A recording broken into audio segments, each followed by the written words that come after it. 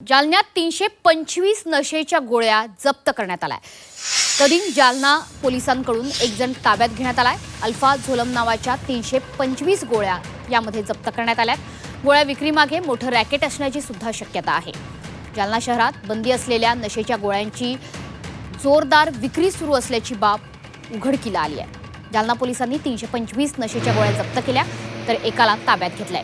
शहरातल्या रेल्वे उड्डाणपुलाच्या खाली हा सापळा रचून ही कारवाई करण्यात आली। यावेळी सय्यद सलमान सय्यद गफूर नावाच्या तरुणाची झाडाझडती सुद्धा घेण्यात आली। यावेळी त्याच्याजवळ अल्फा झोलम नावाच्या 325 गोळ्या आढळून आल्या। या गोळ्या विक्री करण्यामागे मोठं रॅकेट आहे का असा प्रश्न आता उपस्थित होत आहे। पोलीस सुद्धा त्या दृष्टीने तपास करतायत।